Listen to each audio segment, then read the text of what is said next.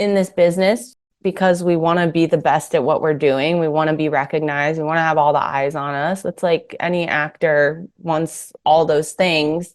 And I think it can be so exhausting to chase after that. And then, it's so disappointing when, year after year goes by, for instance, and you're like, oh, like I still haven't had the big thing. So I think I've recently realized that, like, for me, the biggest marker of success is really feeling a sense of freedom and like feeling a sense of freedom of expression and just what do you actually like as an artist? What do you like doing? Like, what do you want to spend your time creating in your life? And maybe it's not going to be like your big break. Maybe it's not going to be a hit. Maybe no one's going to see it. Maybe, it's just you doing weird shit in your room by yourself. I don't know. Like, but I just feel like, that's, I don't know, for myself at least right now, I'm like, that's all I really want to focus on because I think putting any value on any kind of external outcome is just kind of a recipe for, unhappiness.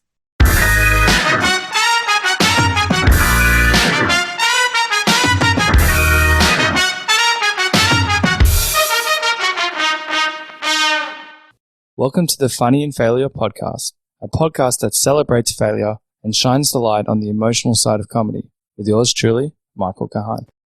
Today's guest is a legend. She's open, chilled, and easy to talk to. I could have chatted with her for many hours. I really admire Nichole's ability to look deep within herself. She's embracing life and wanting to grow and follow her bliss more, living a more aligned and integrated life. This outlook is a rare trait. It's contagious, and I love it. Especially when one has gone through challenges and grief. Nichole is great. I can keep going, but let's get into it. Nichole Sakura is an actor and writer. She was just announced as the voice of Suzume in Makoto Shinkai's Sony animated feature of the same name. She also recently was given a leading role in the Universal feature Please Don't Destroy.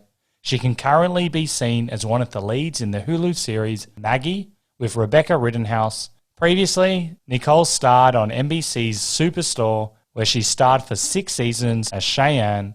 Nichole's character also had a spin-off in development at NBC.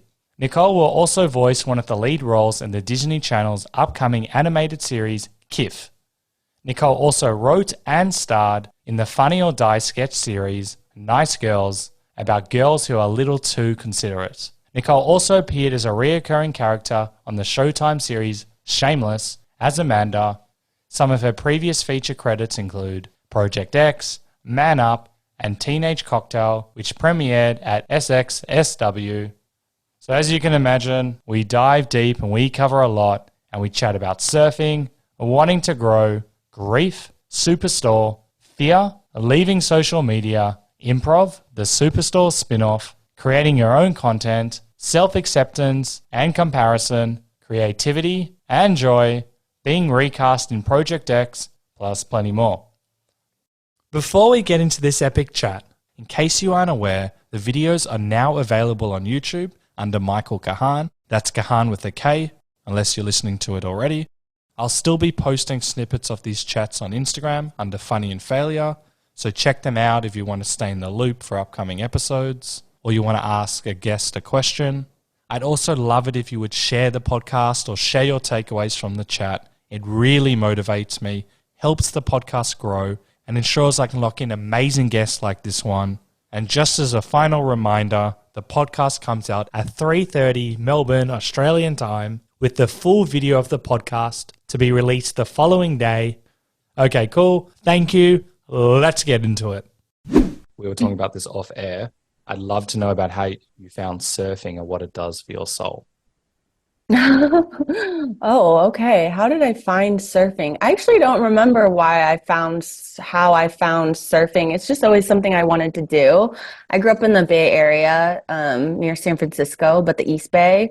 So I didn't grow up by the ocean per se. My parents aren't particularly outdoorsy, but it was just something that, I don't know, really drew me. And then when I was So I'm based in LA, went to college at USC, lived on the East Side, and then I remember it was when I booked Shameless. I was like, oh, I finally have enough money to like move to Venice because I always wanted to live by the beach, and I was like, it's more expensive over there. But yeah, I had booked a couple episodes of TV, so like I was like, I think I can do it now, and I moved, and that's when I started surfing.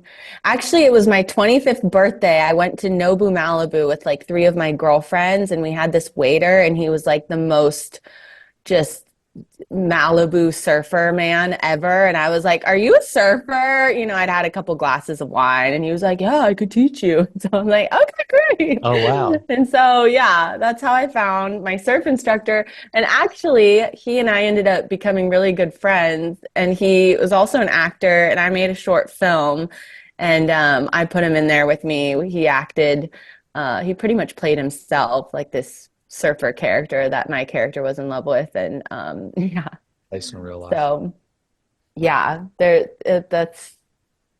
was a while ago now. So yeah. That is wild. You don't hear a story like that every day where you had like just the confidence to go like, are you a surfer? And then like, I am a surfer. And then it kind of like literally does change your life. Then you collaborate with him afterwards. That's crazy. You know that, right? I guess so. Actually, you're right. Like him and I were kind of like this is totally like a platonic thing, by the way. I'm making it sound like we're like soulmates or something. But now that I'm talking about it, I'm like, maybe we are, because I was with him when he got in a crazy surfing accident. Like he was taking a turn on a wave, and the front of his board got stuck in some rocks. It was like a very low tide, and the back of his board was shaped like a swallowtail. I don't know if people are on Zoom, they can see. Like it was like this, and the front got stuck in these rocks, and he basically fell, and the pointy part of the board hit him in the neck. Almost got him at the jugular. He was bleeding profusely. Like it was a near-death experience. I was at the beach with him, and I was like, what do we do? Anyways, we ended up calling 911. But he had this near-death experience, and then after that, he was like, he totally turned his life around. Now he's working as an actor. He's on like General Hospital, I think. Whoa. Anyways, crazy. Like, I don't know. Life is crazy. Yeah. So, yeah. That's your Gunner introduction and to this man is crazy. And then he turns his life Is it? around. I was just a drunk 25-year-old who was like enjoying my dinner in Malibu and hitting on my waiter, I guess. But yeah. Okay, I've got so many questions. That could also traumatize you, seeing something like that. Yeah. What happens to you? You know, 9/11, the ambulance comes, and then you continue surfing. What happens? Well, actually, it was really crazy because so I was, again, I think I was like 25 at the time. This guy is literally bleeding out. There's no one else at the beach for some reason. And I was like, what do we do? Do we go to urgent care? Like urgent care Malibu is not open until 9 a.m. Like I didn't realize the severity of the situation. And then there was one man, this adult who was nearby, who saw what happened, like noticed my friend Gunner bleeding out, and he had the wherewithal to call 911. And so that gentleman is really why my friend went on to live. But what's crazy is that guy was a manager, and he was like, oh, like we start talking, and I'm like, yeah, I'm an actress, da, da, da. And then he ends up, oh, do you need a new manager? Like I work at, this big management firm. And he ended up introducing me to a manager that I ended up working with for like a long time. It was just very strange, that the sequence of events as I'm recalling them. Yeah, life is weird like that, how one thing leads to another, just one random encounter.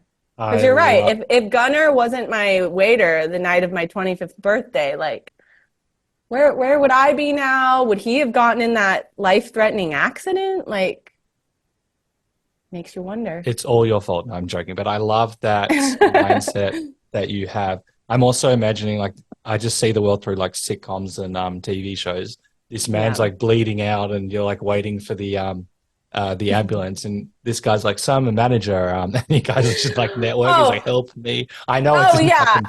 Oh no, yeah. And also there was this other surf instructor that would work at that beach, actually. His name was Peter, and I had a huge crush on him. And Peter also rolled up like as the ambulance was there, and I was too shy to ever talk to Peter, but suddenly because Gunner's like, Dying. yeah, dying, Peter's like, "What's going on?" And I was like, "Oh my God, Peter's talking to me." Like gave him my phone number. So yeah, I totally used the tragedy for my own uh Well, opportunistic it gain. worked out for the best. He's like, "How you doing?" "Oh, nothing, nothing." He's like, "But your friend." He's like, "Dying." "Yeah, forget about him. How are you?" Oh yeah, he's fine. Yeah, but you Yeah. look great, Peter. No, I mean a little bit, but it's fine. Gunner's fine now, so we can joke about it, And now he's doing very well, it sounds, and he's had some big Yeah. positive shifts.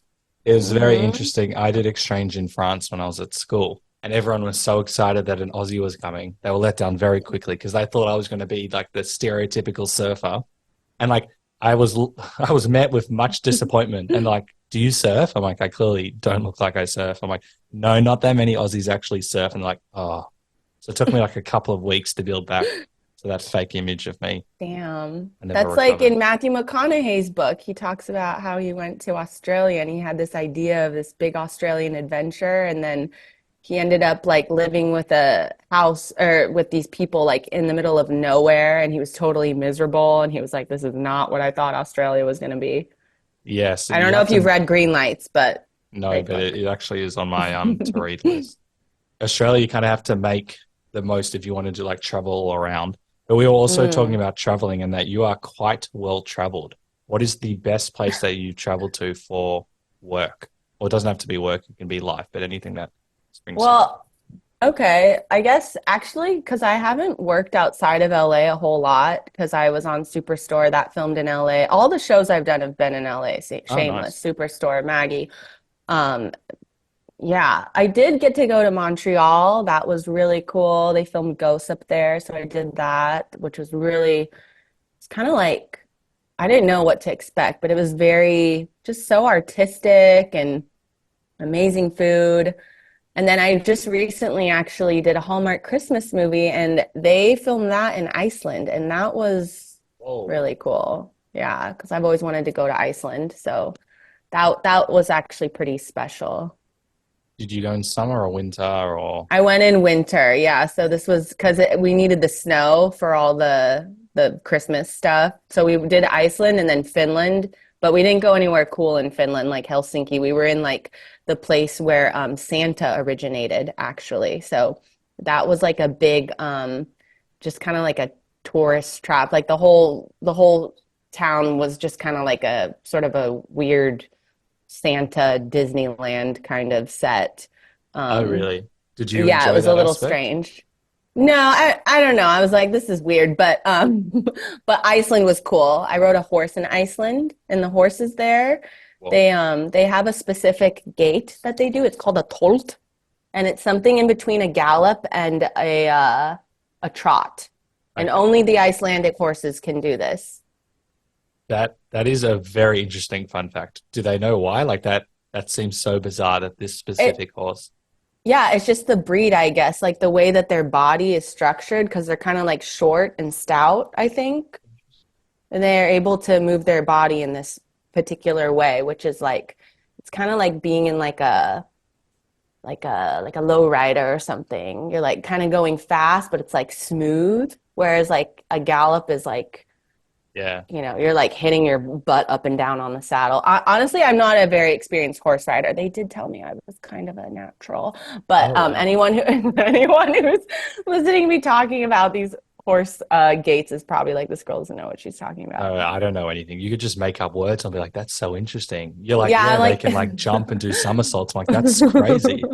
well, I forget if it's the gallop or something else where anyways, yeah, it's a special horse colt. Did you ever think that when you were first starting, because I know that you moved to LA when you were 14, that you would be filming in Mm-mm. Iceland of all the places? No, I mean, I think like that is a cool thing about acting is you never know where you'll find yourself.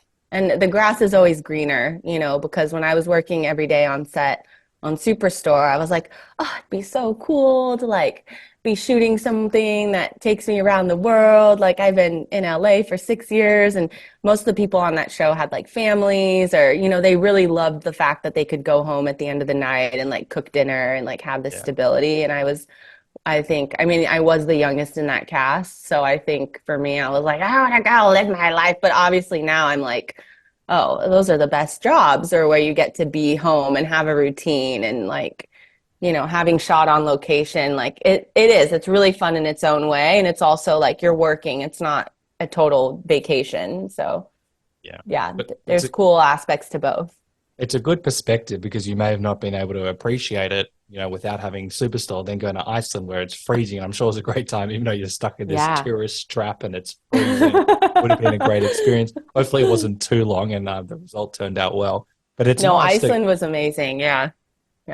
It's nice to kind of like have, also that's kind of crazy that you've mostly, and you've done a lot of stuff that it's always been in LA, because we hear people where they've been in some remote, like shitty part of the world and there's like nothing to do. And they're like, just bring me back. And, you know, you not only do you sign up for a job and you're like, oh, this could be a really good job. There's so much that's out of your control. You might not know where you're filming all the time and you don't know how it's going to be received. And that kind of like blows my mind. You think you just, you know, get in the car and drive to work. Yeah, same. So in terms of like when have you ever like signed on a job? And I know like with Shameless, for example, this is a slightly different example.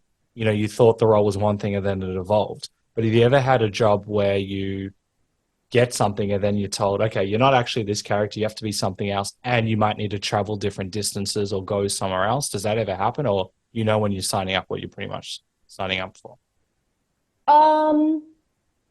Well, I guess the thing that comes to mind for me is I remember one of the first things I did was this movie called Project X, which was early 2010, I guess. I was like 20 years old, and it was like one of the first things that I ever got cast in.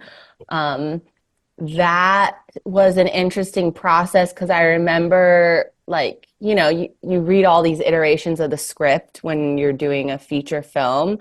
And I just remember thinking like, whoa, the script like changes so much. Like this is such a different movie than like the movie that I auditioned for. And I remember that being a really eye-opening experience at that age. But also, I mean, speaking of failures, because that's the whole premise of your podcast, but that was like one of my biggest failures too, I guess, was because I actually got cast as like, you know, the like lead romantic interest, and they recast me. And so yeah, it was a bit of a bait and switch. I remember I got cast in this role and I was like, oh my God, it's my big break. And then I remember like my last audition for it was like a meeting with like one of the head producers who maybe I shouldn't be talking about it. Well, whatever. He was, you know, this big producer. I remember going into his office and just seeing all these Oscars like lined up on the wall, and there, you know, just a room full of guys in suits. And I was 20 years old. I was so inexperienced. And I just remember like my throat closing up in front of everybody, just so terrified. And then the next day my manager was like, yeah, they're recasting you. They're giving you this other role in the film, which was a much smaller role. And I was 20 years old. It would be devastating now, obviously, but that was like a big, oh, this is a crazy business. You know, you just never know. You never know what they got up their sleeve. But I think almost every actor has that kind of story of like being recast in something or something falling through. Like it's very common. It's come up so much that people have been fired. The number one thing, everyone's been fired, and often it's out of your control, or it's like some executives like, I don't think this person's the right person, and it's the person with all the power and the money. So many stories, and it's very important that's brought to light, because you as a 20-year-old, and even now, you don't know that this is common. Not that it feels any better, but maybe it would have helped slightly. But, you know, you've got your big break, you're 20. I think it was hard for you to get into the industry, which it is for so many people. And then you have this meeting, which is intimidating as fuck. All these people in suits, you're a 20. It would be intimidating for me, and I'm 31. And yeah, same. And then you come out of that meeting, you're probably thinking, and wrongfully so, oh, what did I do? Did I do this or did I do that? Oh, did they not like me? Also, bear in mind, like, I have no idea what's happened in the situation. however you speak and you act in that meeting is not a reflection on your character as a whole, and also not a reflection on how you can act. So it would also, I don't know what happened in that meeting. I'm not sure if you ever got insight into that, but then you're probably like doubting yourself and all of these other emotions come up, which are Oh all yeah, like not relevant. So how did you I deal with think. like, because there's like so many different emotions I would imagine that are going through your mind.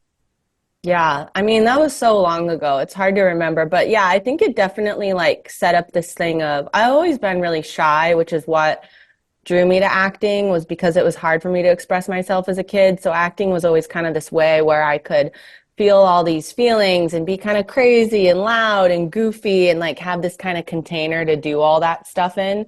Cool. So that was what drew me to acting, and so then I when I found myself in front of, these professional people and like I wasn't acting, it was really hard for me to like feel comfortable in my own skin.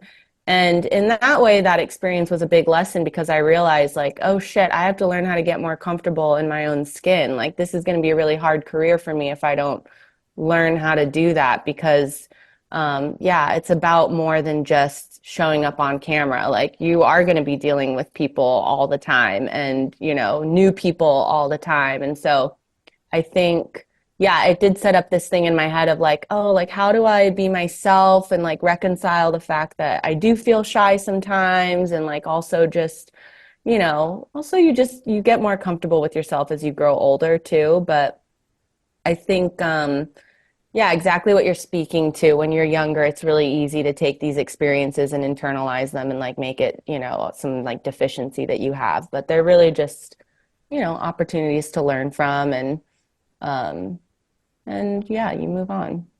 I love that. That's someone who's done a lot of work on herself and has reflected and moved forward. I love that. And what a great lesson. Because you could take that personally and go, it's all me. I'm leaving. You've had, first of all, it probably still is a big break. Project X, great. I remember that. I love that. Everyone knows that movie. Yeah, I actually tried to throw a Project X party. It was probably the lamest party in the world, but not to that level. Why? I don't want to Oh, like. It was called. My friends called it Project X, but it was like no drinking in this room. You're not allowed to go there. No like high heels and those stilettos. No. So it was probably like a G-rated. Like guys and girls were probably like separate and too scared to make eye contact. But anyway, it inspired me. But I think that's such a great lesson that you can come out of an experience like that and then realize one of the positives, and I'm sure there are a few, but this is huge ones, that you to feel more comfortable in your skin. And so you've obviously done stuff. I'm not sure if improv was done afterwards or before, but that's something where you can yeah. feel more comfortable in your skin. Is there anything that springs to mind? Was it improv? Was it just an awareness that, yeah. I mean, for me, it's been a long journey of learning how to, yeah, conquer those kinds of anxieties. I think That's fun. improv definitely helps. I did improv when I was young, but even that, I noticed like for me, improv, I don't know, like there's a certain chemistry that happens sometimes that can feel really incredible. And I think the best improvisers are people who can show up and like make a scene out of nowhere, no matter who they're with. Mm. Um, and I always felt like for myself, like I always wanted to feel like connected to the person that I was improvising with, or I wanted this sense of safety, right? And you can't always have that on stage. So that kind of goes along with what I'm saying, honestly, as I'm like, oh shit, like I have to realize how to make myself feel safe and comfortable so that I can improv the best, so that I can be in front of, whomever. And yeah. It's interesting with improv. I also, because I've had so many bad experiences, and I have also been, and maybe I still am, a horrific improviser, but creating that space where someone, creating a space where they can shine, where, for example, I always used to be the dominant one, terrible improviser, where I had to be the funniest person. This is very early on, where I was, Mm-hmm. and I wasn't trying to do it, I was just trying to shine. And I realized I can actually shine brightest by making my teammates shine, because we all, Yeah. you kind of view it together. If you're in, like, for example, a sitcom, where you mentioned Superstore, if you're the only good person in Superstore and everyone else is terrible, no one's going to watch it. It's not going to succeed. And, I've of the belief that shared success is really powerful. But with Yeah. improv, it took me a while to realize that, if I expect someone to like provide a safe space where I can like fail, I need to allow them to shine. So I really had to have a bit of a mindset adjustment because it went like against Mm. everything I believed at the time. Thank God I changed. And yeah, it's so nice when and you don't get it with everyone. I've had scenes where you think you're going one way and you take another one, like, how did you go there? Mhm. Okay, I'll just go with the flow. There is a mastery to it. But improv has Yeah, really you're helped. right. Yeah.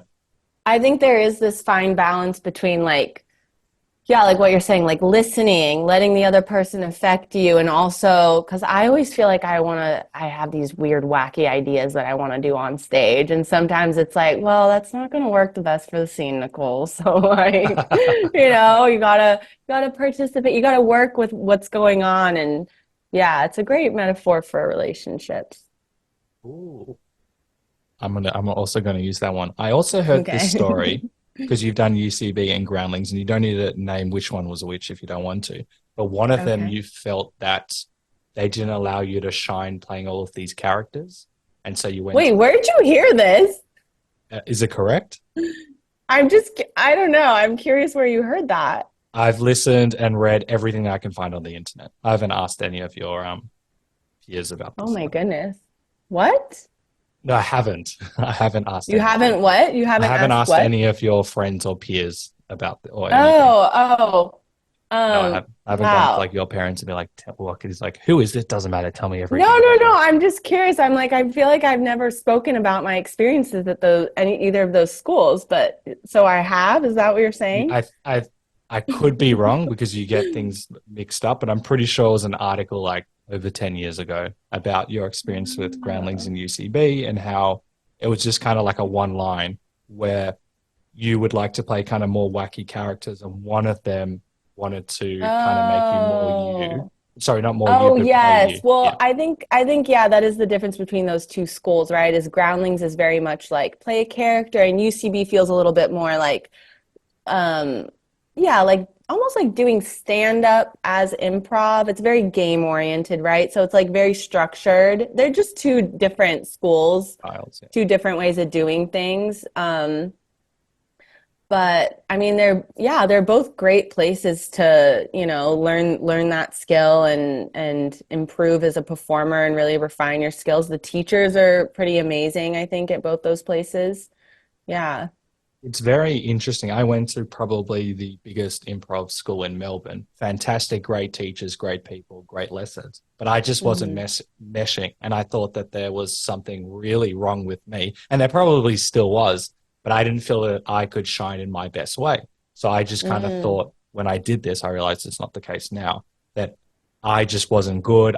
It wasn't an environment where I felt I could flourish. And then I went to Mm. many years later another improv school, and that was way more suited towards kind of my skill set. And it was really Hmm. interesting because I kind of went through many years ago, like, oh, I'm not good. I can't do this. Duh, duh, duh. Then I found an Yeah. environment where I could shine more. And it made me realize, I can actually maybe be an okay improviser, or I can do this. And I thought that Yeah. was really interesting. And I'm wondering if you remember, if you kind of Yeah. had any insights from switching to another improv.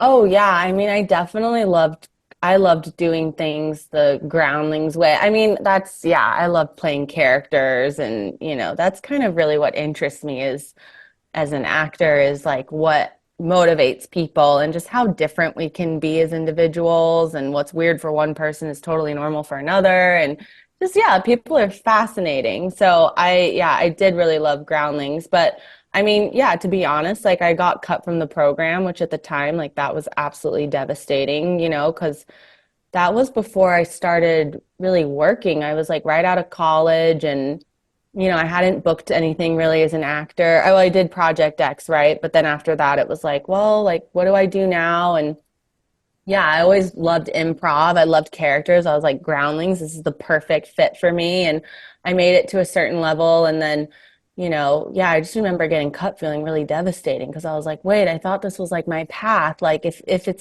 I'm not supposed to be here, like where am I supposed to be? And then sure enough, like shortly after that, I ended up getting cast in Shameless and then Superstore followed. And we would have people that were teachers from Groundlings come and like do roles on Superstore. And it was just kind of this full circle thing where I was like, oh, like, actually, yeah, I feel like when you're young, when you're inexperienced, you're like relying on the world to kind of tell you where you fit in and where you belong. And then something like that happens. And I'm like, oh, like I didn't need to rely on these people to validate me as being a good character artist. It's like what you're saying, like, well, maybe like one of these classes wasn't the right fit, or I wasn't, this teacher I wasn't their taste, and, and they have all this power and you give them all this power and you're like, well, they think I suck, so I suck. But yeah, I just remember thinking like, oh, it really didn't mean anything because I am where I am. And, that's kind of how life is sometimes, I guess. I love that. And I think it's so important, as you said, to realize that it might not necessarily be you. Like I was actually a bad improviser, but because I was bad, I needed to be bad. And I'm probably still in bad, but I needed to go through all of that. And then when came back a second time, I'm like, you know what? I'm actually a lot better. Then when I come back a third time, I'll be a lot better. Sometimes we don't shine straight away and we do need to learn these things. But what a full circle moment where, naturally everyone would feel this times 100, where you feel you might not be that great. You're being cut. First of all, just so people know, everyone gets cut. There's like, it's so common. But, you're on these shows and then you see like your teachers and realize, you know what, I'm good. Like I'm actually okay here. I've learned, I've grown. I'm okay. I'm allowed to shine in my own way. Was it kind of like a light bulb moment where you kind of see like teachers and people you've known and go like, I'm good where I am?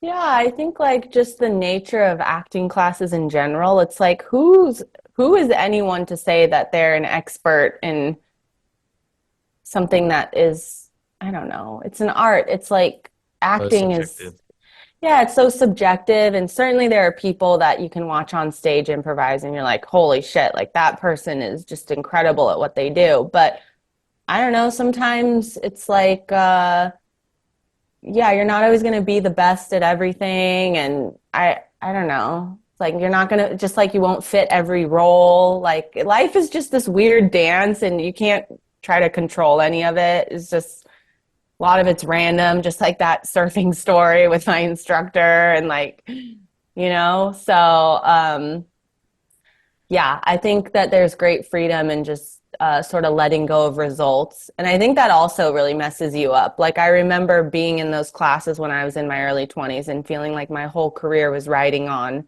oh, okay, so you make the Sunday company. And then from there, maybe you end up on SNL or something, but that's like the showcase. That's where you get seen and that'll give you the career. And that's not necessarily true. I don't know.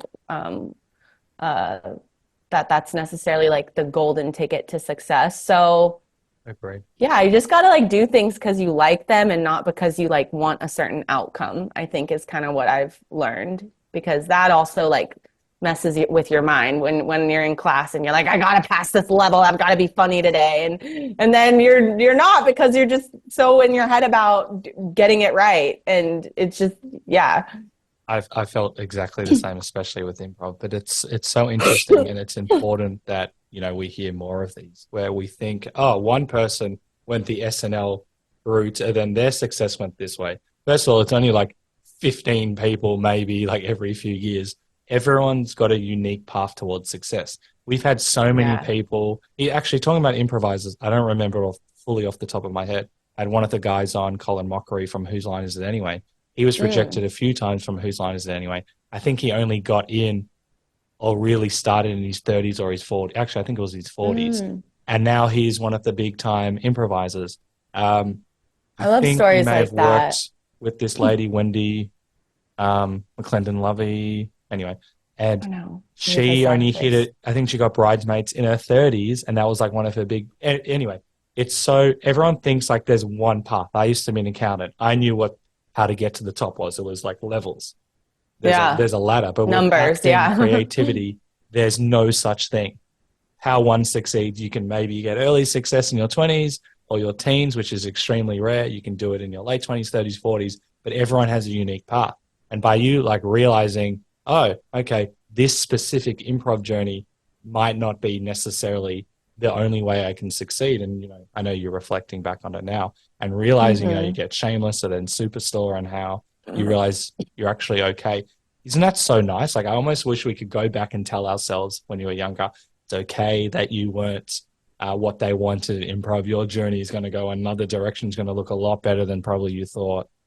Yeah. What do you, I said a lot. Yeah, I feel like, because I've been contemplating about this a lot right now, being where I am in my life and sort of wondering like, yeah, what's next for me? And I just find it so easy to get caught up in that idea of success and, kind of working your way up the chain, especially in Hollywood. It's so competitive, and we all get in this business because we want to be the best at what we're doing. We want to be recognized. We want to have all the eyes on us. It's like any actor wants all those things.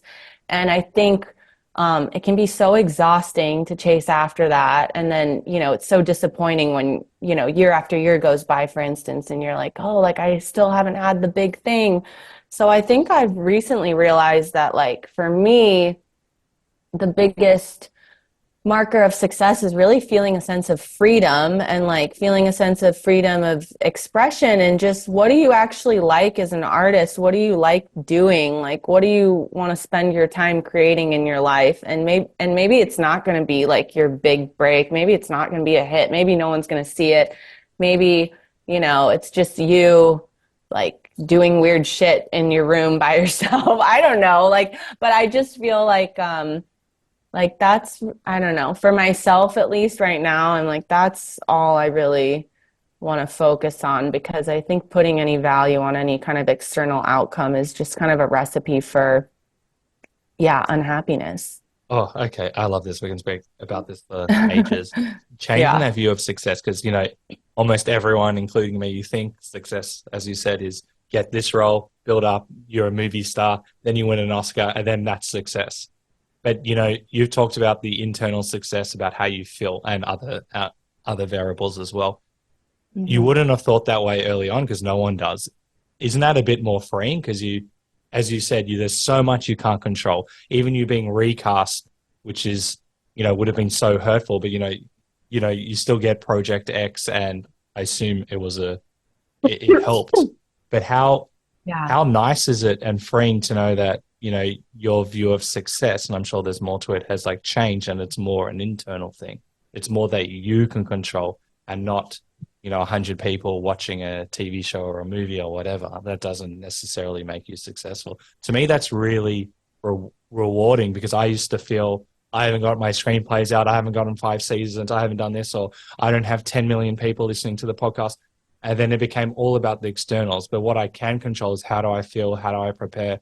Are there going to be highs and lows? Obviously, but I can control pretty much all of that. And that was an important shift for me.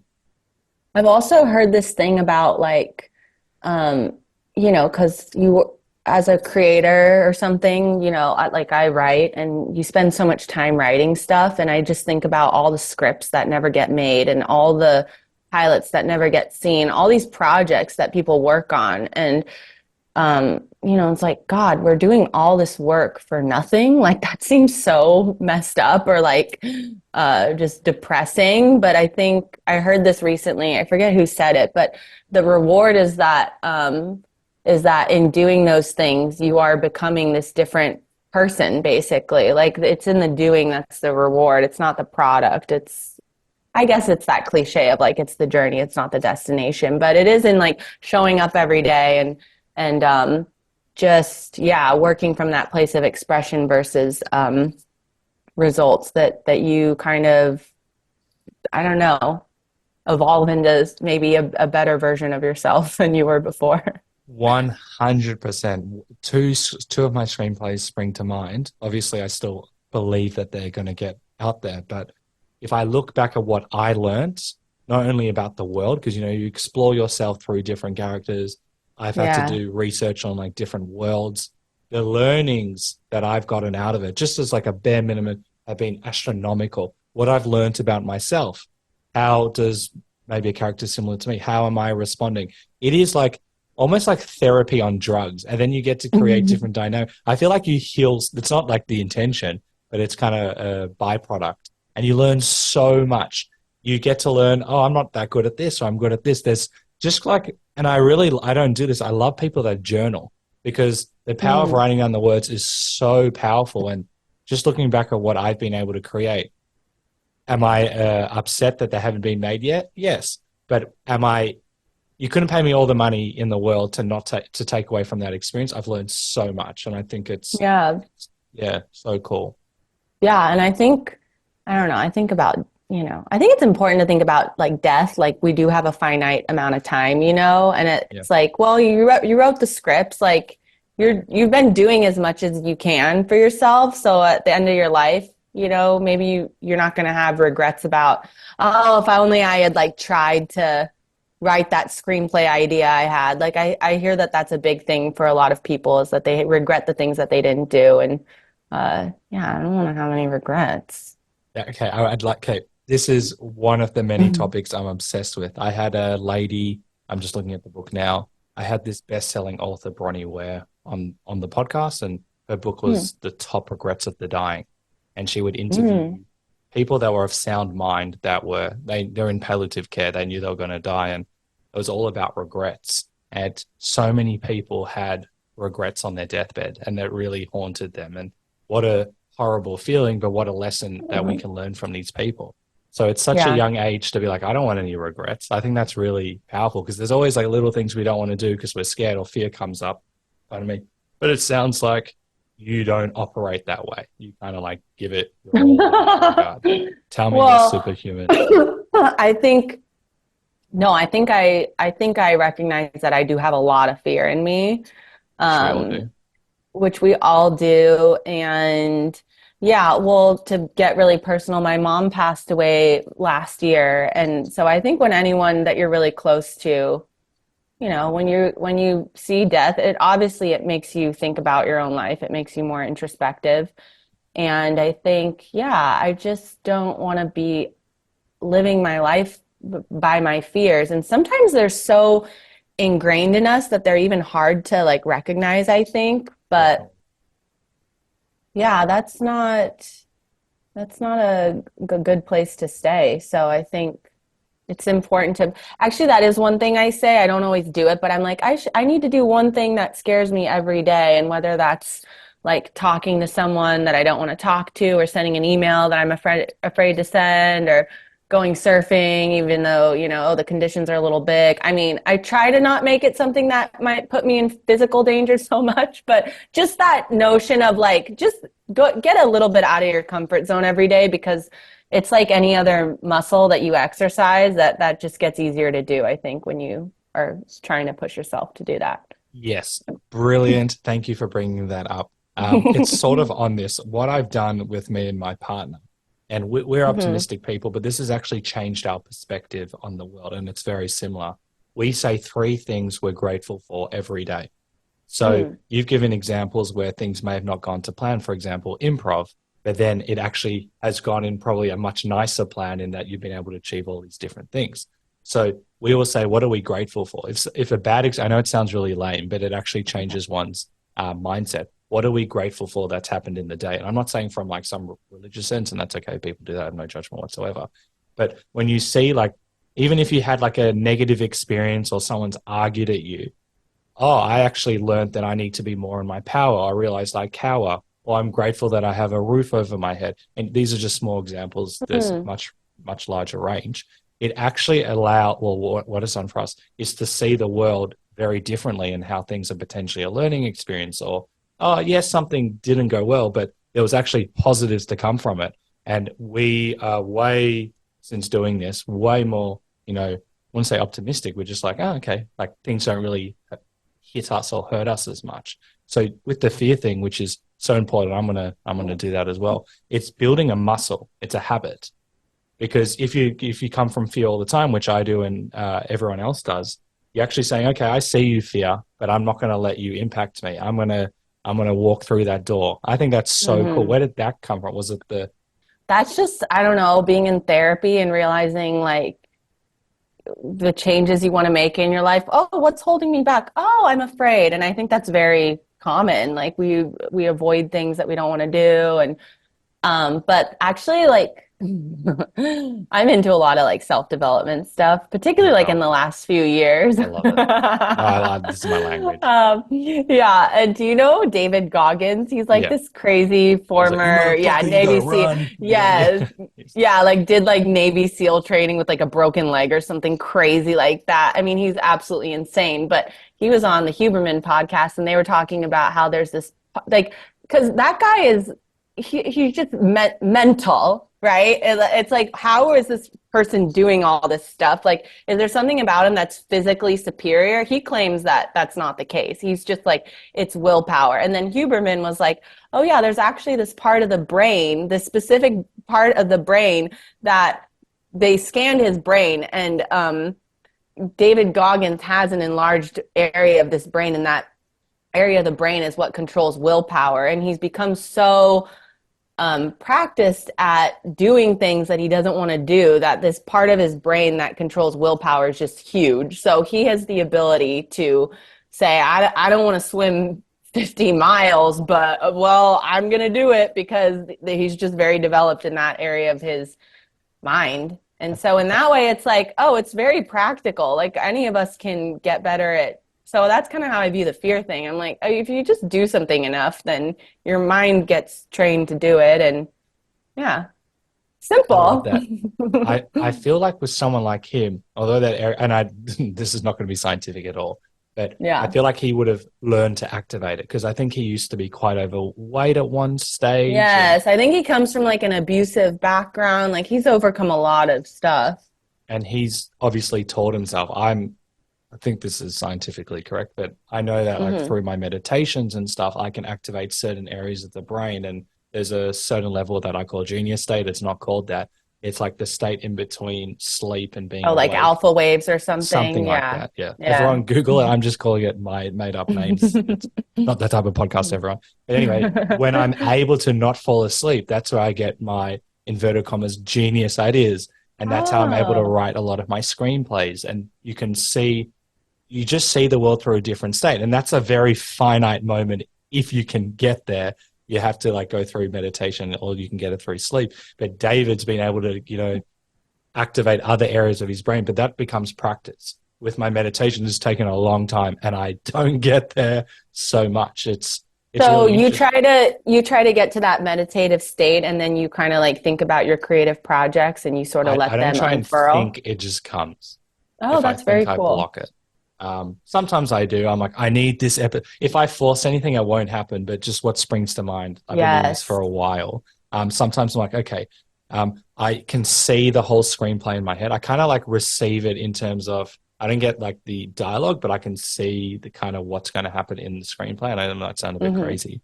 And then I'm like, okay, now turn left. What's going on there? Okay, great, great, great. And then Hmm. that's pretty much how I wrote one of my movies. Was pretty much from that.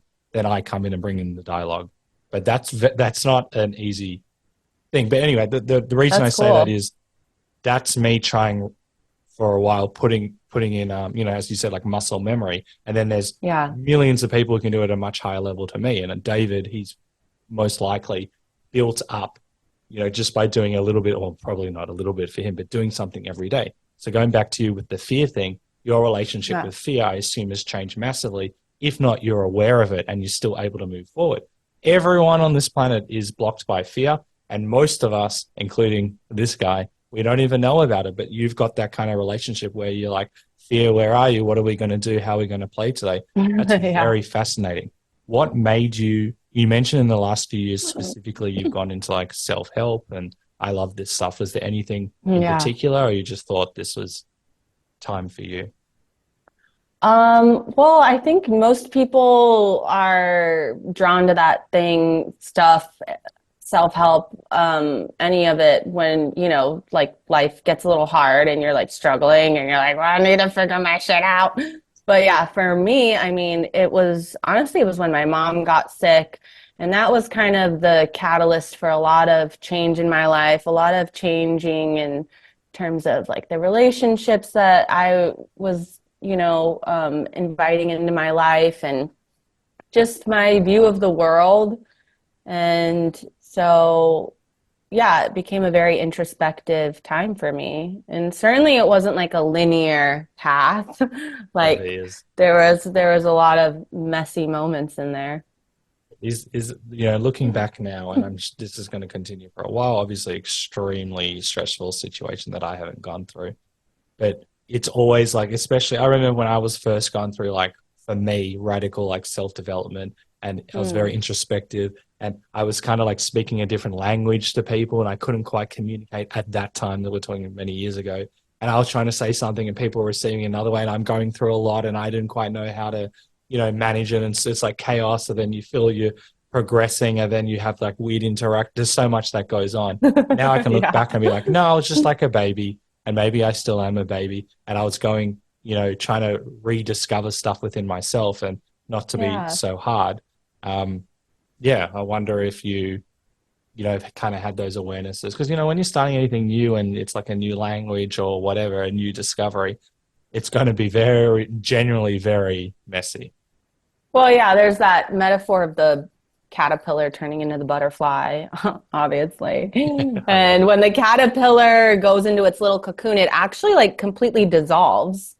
Like I don't know if melts. you know this. It Yeah. melts. It like completely falls apart. And I think that's what you're speaking to, is that moment when you're like, okay, I want to like, I want to be this, not better version of myself, but I want to like live life a little bit differently and try to express myself in a different way. And it's that stage of like just completely dissolving is so uncomfortable. And like you still have to show up to work and, deal with all the normal things in life. And you just want to tell people like, I'm in my dissolving stage right now, but you can't, like, you just have to like function and yeah, it all works itself out.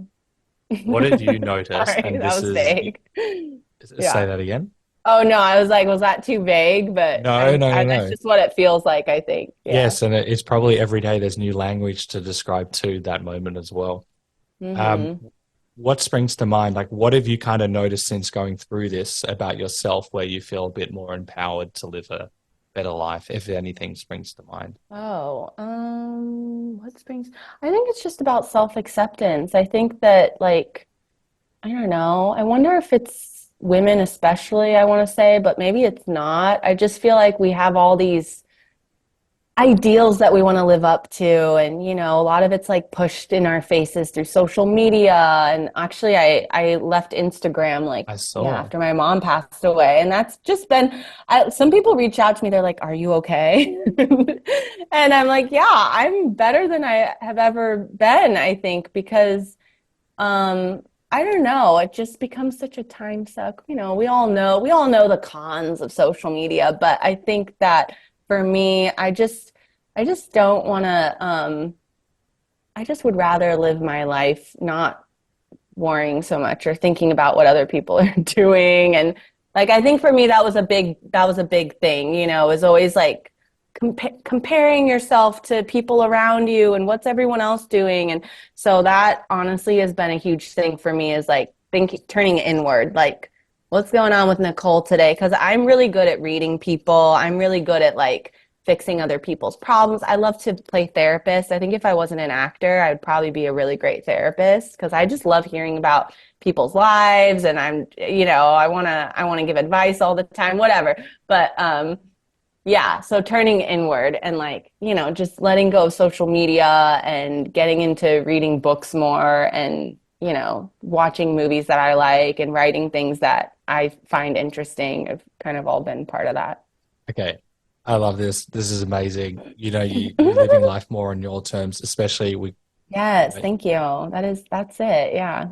and it's very empowering for me, and hopefully, and it will be for everyone else. Also, the social Mm, media thing, because yes, we can talk about the negatives for hours. There's also positives, yeah, but sure, of also course. knowing that, because when you see Instagram, you're only seeing generally the absolute highlights of people. As an actor, and we were speaking off air, and we can talk about it as well, the strikes have impacted the audition process, and there's a lot of work. And if you probably have, most of your followers are probably actors or people and all you're seeing is everyone's got work. It's not really giving you a real perspective on the world. No one's posting the non-absolute highs. And so obviously it's obviously been a very challenging period for you just to kind of like take a step back and focus on you. That's so empowering. And also kudos to you. We've had quite a few people who have quit social media, and whether they come back or not, no judgment whatsoever. It's like really cool that they can make that decision for themselves, because there's also potentially a fear side of, oh, I need followers because then I can get work and all of these things, and putting that to the side. And that's probably come up. I want to, but I like to promote the inspirational stories through the podcast. But that's a topic for another time. No, I mean, I might be back on social media at some point. Yeah, I'm still trying to figure out my relationship to it. But it's like what you're saying, or what we've been talking about. Like, I'm like, I don't want to be participating in this thing out of a sense of fear of, oh, if I don't, then am I missing out on this thing? It's really like you're saying, I want to live life on my terms, and I'm not feeling it right now. So maybe we'll see each other later. Not sure. But yeah, I think it's just better to do what you want. I agree. Period. And how funny is this world? And I'd be the same person where, you leave Instagram and people are like, are you okay? What's going on? That's how we check up on people, as if like we leave social media. It's like so funny. It's like, I don't know if you felt that. Obviously, it's really nice that people reaching out to you and checking up on you, but that's kind of like the metric of, are you okay? You're not on social media. Yeah, I know. I mean, maybe it was also because like my mom had just passed away and stuff. So it was nice that people were, checking in. But yeah, I think we could all use a little less time on social media. Also, I have a kind of an addictive personality. So like, it's one of those things where I would just find my thumb like opening the app without me even thinking about it. And I don't want to live my life on autopilot. So I thought, this is for the best for now. I'm not sure if you know this, but like when you wake up and the first thing, and I do this, first thing you do is you check your phone. You can set yourself up for disappointment or sometimes high. Like, you might be reading an email, for example. I try not to look at my phone in the morning because have I got a cool podcast guest or what's happening with the screenplay, whatever.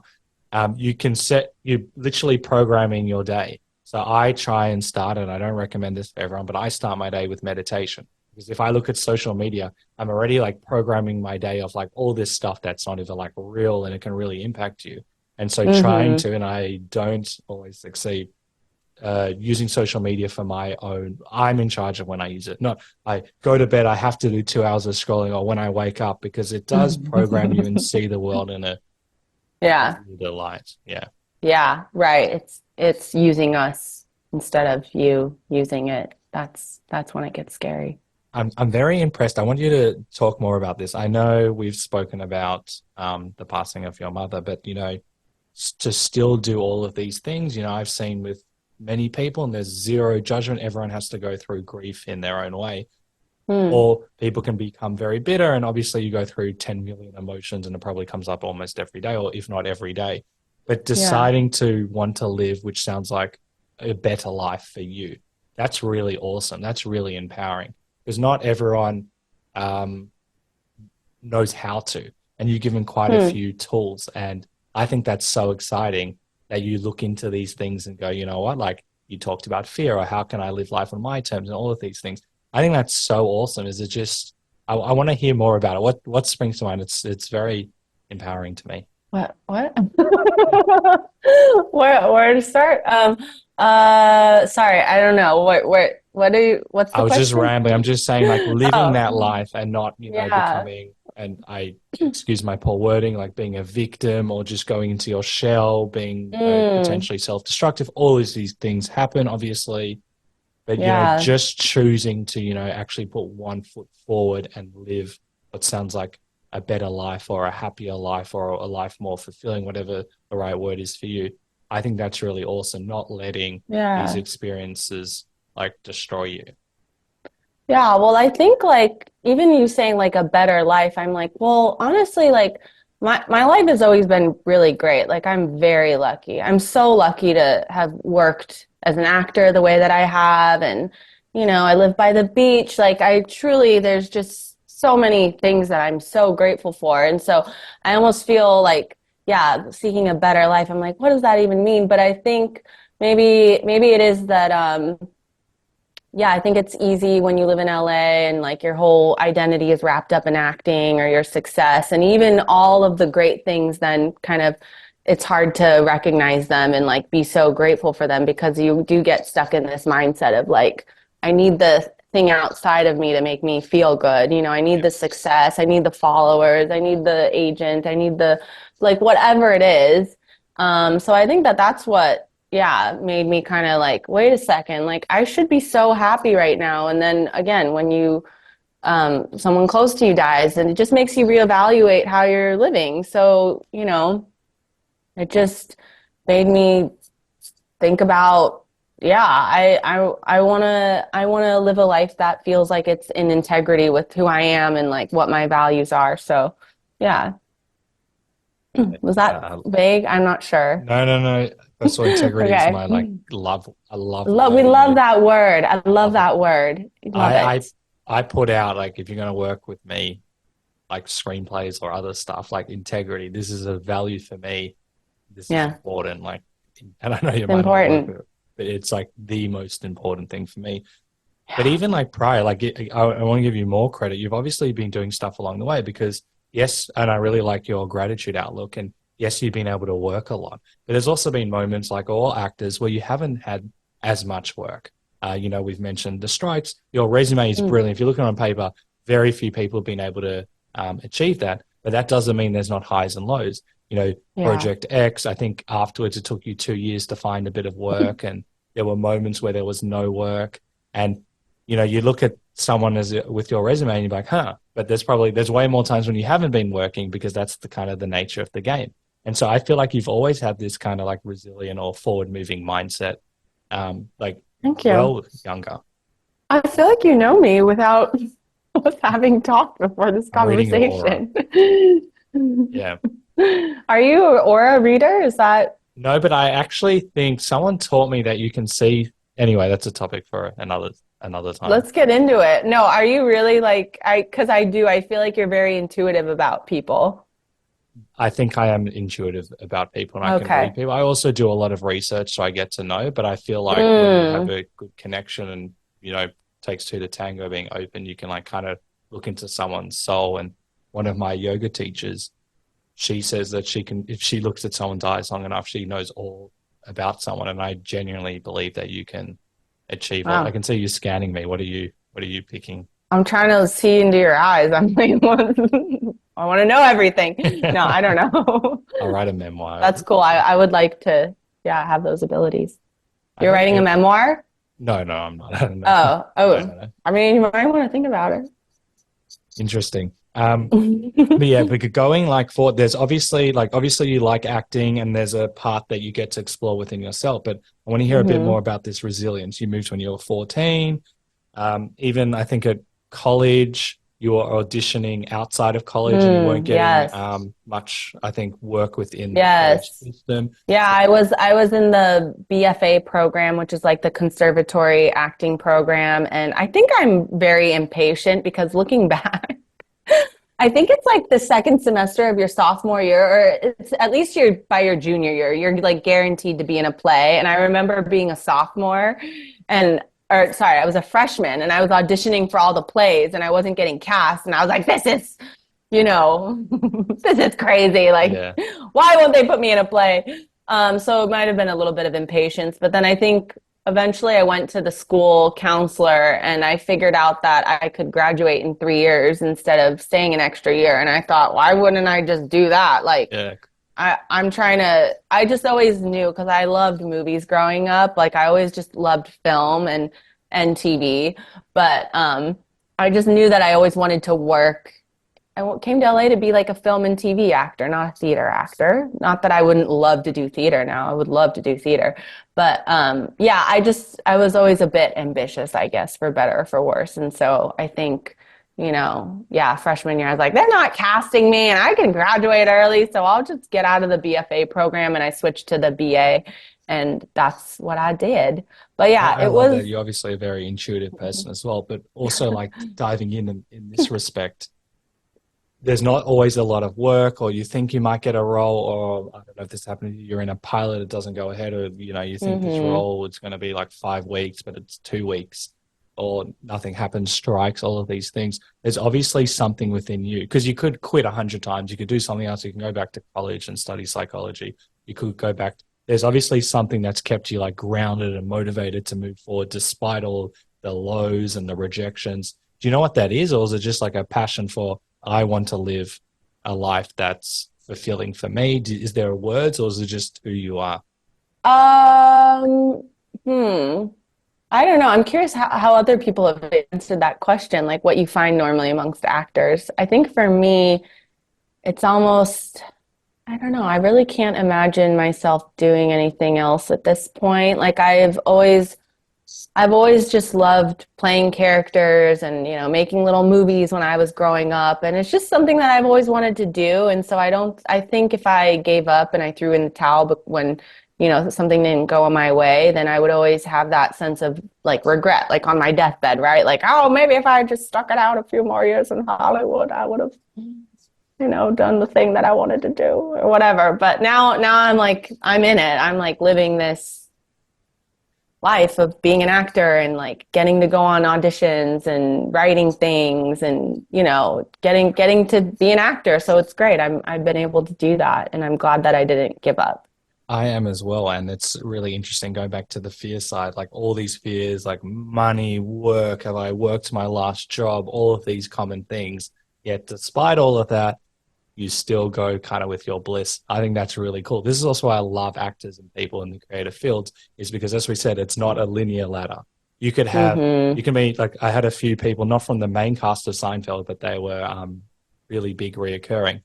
And I'm like, what's the mindset where you're on the biggest show of like all time, and you might potentially never get another role like that? And just hearing the shifts people have had to make. And I know you've done wonderful things after Superstore, but for example, Superstore, 6th season, I've only appreciating it even more now, like so many years off air, and that's still like such a good show. And you've been kind of in like comedy history, and hopefully you'll be in 100 more. But isn't it just like wild to kind of like, and I talked about all the ladder and the stuff. Anyway, I was just rambling. I want to go back to creating your own work. You know, it's also really interesting you talked about from the writing side, and you've created your own work. And I know that you directed, wrote, and starred in Kiko in America, and you've done other stuff. Is that just because you've got like this creative energy that you just want to like, you just need to make this? Is this also to create your own work? What's kind of that? Because a lot of actors tend not to write, but you're like, you know, I want to put some stuff out there. Well, I grew up writing. I always have written. I've actually always kept a journal. And when I was little, I would like make like little comic strips, you know, and have like the dialogue for the characters, and I'd write all the stories and stuff. So I don't know, it's just always been something I really enjoyed doing. And I feel like when I'm not doing that, I'm not really something's missing. So yeah, I think I just do it because I love it. And sometimes it turns out okay. Sometimes it turns out pretty bad. Sometimes it's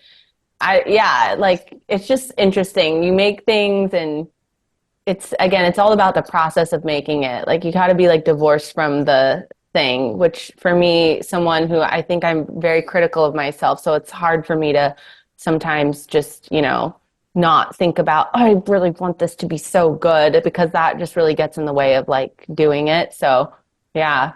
But you did it. It's just about having fun. Yeah, you just have to have fun. Just do it because it's fun. And because you've done a few of these things, isn't it so nice to know that you've done it? Like, I don't know if you ever watch it or relook at your work. And you're like, wow, I did that. This is quite hard to do. Like, even just not only writing something, but then going out and like filming or doing something, that's another layer. I haven't done that. I think that's so awesome. Despite all of everything that's going on, you did it. Tell me more. Well, I mean, I even look at what people do now on like Instagram, and like people are constantly making things. And so I feel like at this point, if you're an actor and you're not, then you're really like missing out on this sort of opportunity to just create your own material. And but yeah, it's definitely like scary and feels vulnerable. And the more successful you get, I think the more it feels like the stakes are higher, you know, because you do have more people watching you, or you have expectations. But I think that, like, again, you just have to do it because you enjoy it, and just to explore your own person as an artist, and what makes you tick and that didn't work. Okay, next time I'll try this other thing. Like it's just all about playing. You know, I love this. This is obviously I'm gonna keep on saying it. Just playing. Play is a theme that I love to explore. I don't always Mm, explore, but part of the mm, reason of leaving accounting to, do all of this is that play was not a concept. I know as an actor there's a lot of play and mm, not all the time it's gonna like be play and fun. But even I didn't think that you could play and have fun as a job. And I know you've been like starting out since you were young, but how nice is it to know that you can like play and have fun despite the result? Genuinely, I thought it was illegal to have those thoughts. And now I realize it doesn't matter what you do. Hopefully, you can just try and have a little bit of play and fun where possible. It takes a bit of practice. But knowing that you can do that, even if it isn't, for example, paid work or it's something that you're doing, play and fun, like we all have it. All children play and have fun. We can have it, and we're robbed of it. And I've said so much. Anything spring to mind with the play and Did fun? you Is have it? a really like tough upbringing or like strict parents growing No, up? I am Oh, a really? son of immigrants. I think it was more like a community thing. My parents have been super supportive and they support me in every regard. They're not strict Mhm. whatsoever. We've got a great relationship, but just kind of like the community that I've grown up with just wasn't discussed. It was What just like community was that? in my area of the Jewish community, it was more success Oh, was like you're a doctor, you're yes. a lawyer, or accountant. Right. What success is, and it wasn't like Hmm. we forbid you to have play and fun. It wasn't a Yeah. word. It's like a It different wasn't language. yeah, it wasn't what's cultivated in you or Yeah, something. and I'm Yeah. not like angry or bitter about it. It was just this is what you do to You're success. allowed to be angry and bitter about it, by the way. So I think I used to be, but not at the yeah. community. More about like why Yeah. is I think it's also a Yeah. societal thing as well. Like most people, through all my different friends, like they also didn't hear this, but I think it was more ingrained. This is how you are successful, and it was like inverted commas very clear. And I learned very Yeah. early on that that view of success and how I want to live my life is not a life for me. And I'm probably living a Hmm. life that of others expect on me, but that's not how I'm going to be fulfilled or follow my bliss or have. Anyway, I was a Yeah. completely different outlook and, doing improv and minor acting or screenplays. I realized, playing fun is not something it's not just something you can get from work, you can get it in your daily life. And I think it's so important. I look at little kids now, um, and I just see them like play and all the joy. I'm like, why can't we have that? I think it's so cool, and we all need. Literally, would change the world if everyone had a bit more play and fun. We wouldn't be so rigid and stuck in our way. But I feel I like agree. you're aware of this, and you play more than the average I human. try. I don't know. I try, but I think yeah, it's easy to get caught up in all the minutia of being an adult, right? But yeah, I mean, they do say that about babies. Like they're all like born geniuses.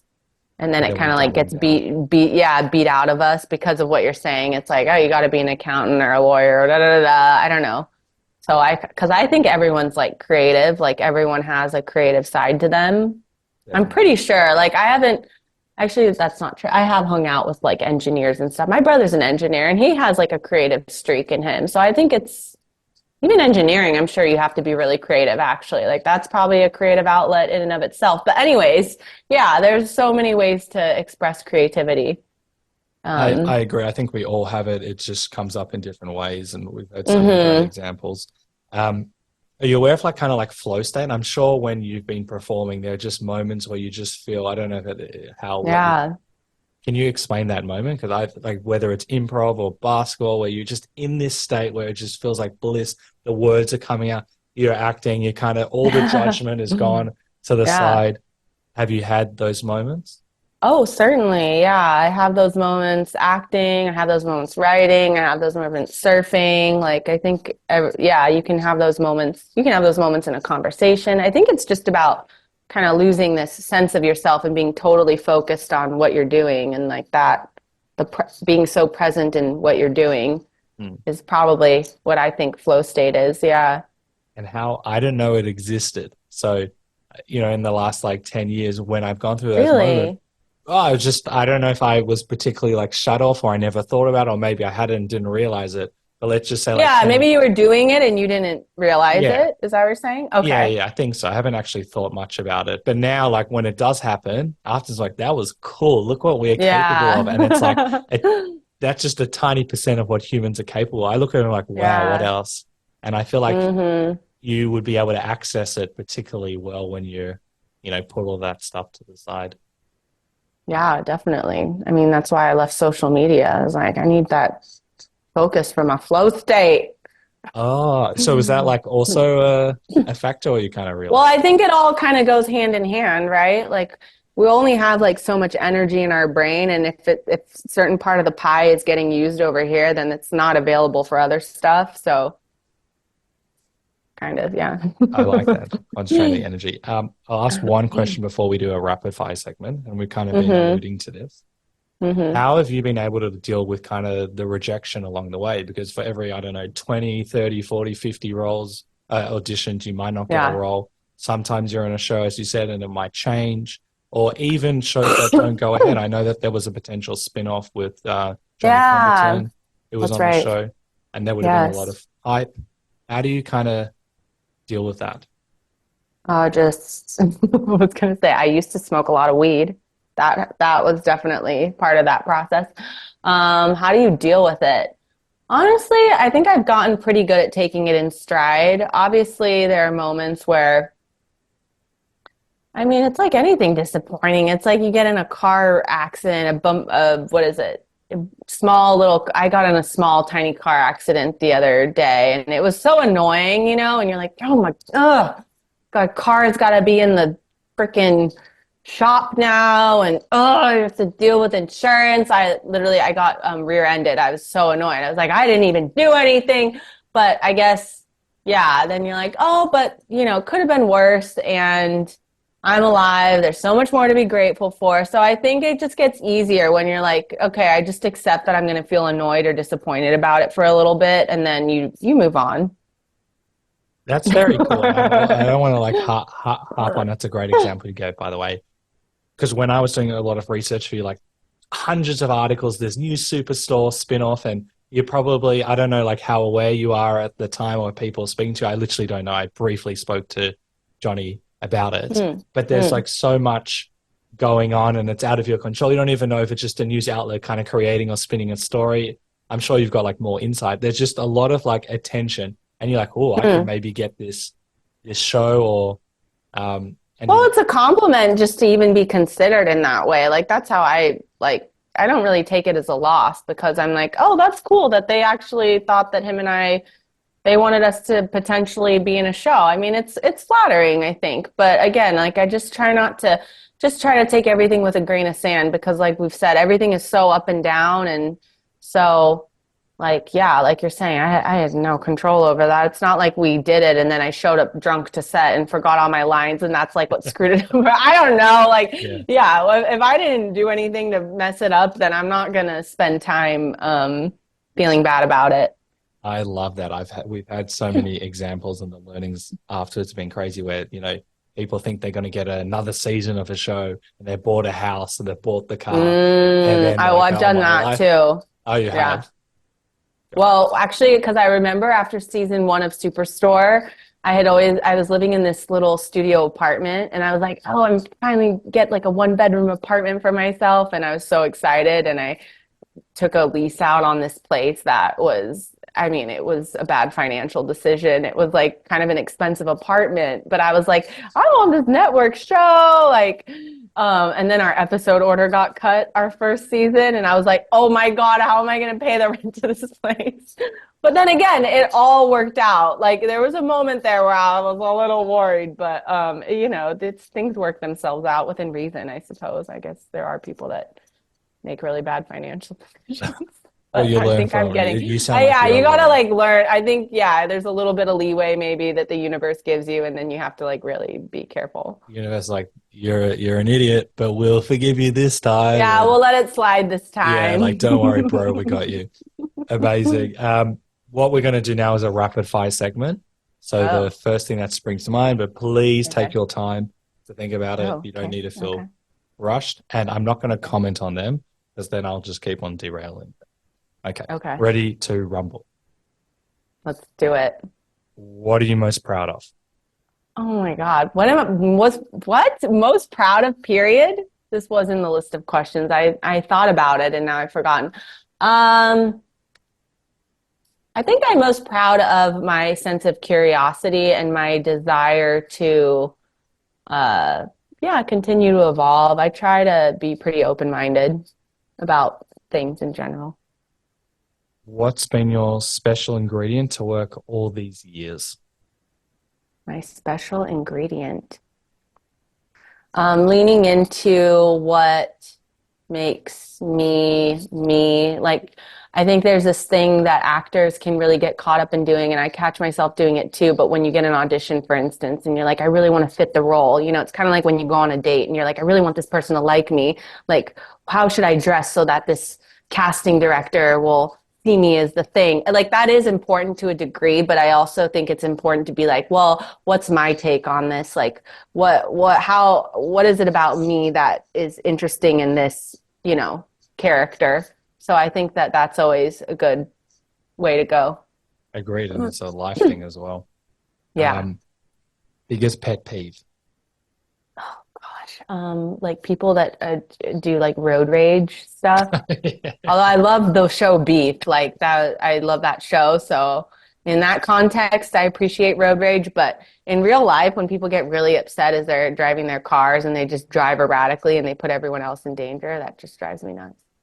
The same with me. Yeah. These are some fan questions. I'll just ask a few. What did Superstore do for your confidence? Oh, well, gosh, I think it was just so lovely to have a group of people to work with for 6 years and become a really close kind of like, I think most everyone on that show, honestly, I feel like will always be there for each other. And so that gives you confidence, right? When you're in this crazy industry and you just know that you have each other's backs no matter what. And yeah, that's a really nice feeling. And how was it saying goodbye? Well, we never said goodbye because I always see them and yeah, there's no goodbyes. I love that. And I love that there's trust. You don't always get that in the industry and with, Yeah. kind of getting a bit of a family. Mm-hmm. What would you do if you knew you could not fail? What would I do if I knew I could not fail? I would write things and create things. And I mean, that's kind of what I'm doing now. So I'm trying to just, yeah, not think about failure. Just trying to think about what I like doing. Any advice you want to give to people who want to try something different on you, but perhaps a bit fearful of doing so? Just think about how you're going to feel on your deathbed, I guess, like we've been saying in the conversation. I think that's actually a really powerful motivator, just to realize that your time is limited. And so that kind of puts it into perspective. Like, well, maybe I should try, or, oh, actually, I'm like very comfortable where I am and I can be happy with the life that I have. Because I think change is it's not the easiest thing. So then there's no judgment there. I love this. Last question before we say goodbye and people can follow you. What is the one question I should have asked you? What my favorite flavor of ice cream is. Oh, this is going to make or break our relationship. What is it? Oh, it's Americone Dream. I don't know what Ben that and is. Jerry's. It's like these caramel waffle pieces that are drenched in chocolate and it's in vanilla ice cream. It's really good. Okay, you've been elevated to best friend status. I don't know too many people that like caramel pieces. That is my favorite. My God. Brilliant. Soulmates. Okay. Cool. And you live in Australia. It's kind of my dream. We'll get the place next door. They're selling it off. Is it available? Okay, send me it's the a bit of a info. shithole, but if you want to live in those conditions, you can grab that If it's place. in Australia, I'm so down. I don't even care, mate. You heard it here first. You're moving here. This is going to be so great. You're going to change the industry here. Before we go, how can people? I know people aren't following you, but is there any way they can keep? Don't follow me. Don't follow me. Just go on IMDb. Keep clicking on IMDb to get my star meter up. Oh, is that how it works? I don't know. That's a joke. No, but I've always been so curious to how it actually works. I don't know. I don't think it means anything either. But there's no place to follow me now. So I have a Twitter account that I don't really use or check on at all. You can find me, I don't know. There's nowhere to find me. Yeah, just Go to sorry, the ocean, maybe swim yeah, around in the Pacific surfing. and you'll see me. Before I'll give you another compliment. When I was going through your Twitter, my God, you are funny. Your tweets, I love them. I Oh, would love really? you to Thanks. bring them back. They are so good. Yeah, Oh, that's sweet. Thanks, Michael. no problem. Thank you so much. You have a very rare outlook. You're a very positive human being, and I love that you're honest and open with yourself, which is the most important thing, and willing to do what you need to do to live a, let's say, inverted commas. I don't know if it's like a better way, but More I love. integrated, right? More integrated I think I'm life. going to put that in What my is it? That's what we vocabulary. said, right? Is it integrated or what was the word that we use? In alignment? I don't In know. One of alignment, those yes, self-helpy words. Yeah, we're doing it all. I love We're, that. Thank we're you. aligned in integration and And yes, that's it's all I'm putting that in all my happening. vocabulary. Awesome. Thank you so much. All right, thanks, Michael. This was Cool. fun. Often in life, we think we need to be a certain way or emulate a certain person in order to achieve success. Nichole encourages us to re-look at what brings us happiness, joy, and bliss. She outlines how success comes from within. It can be simply playing and having fun in your room if it allows for creative freedom. As she says, it is easy to think we need external validation to feel whole. That is, the constant roles, the followers, agents, etc. However, most of this is outside of your control. By focusing on what you have, not what you think you need, is a great way to ground and realize that you're actually doing well and have achieved more than you think. So I'll leave you with this epic quote. The only permission, the only validation, and the only opinion that matters in our quest for greatness is our own. Dr. Steve Maraboli. Thank you for listening to the Funny and Failure podcast, exploring the deeper side of comedy.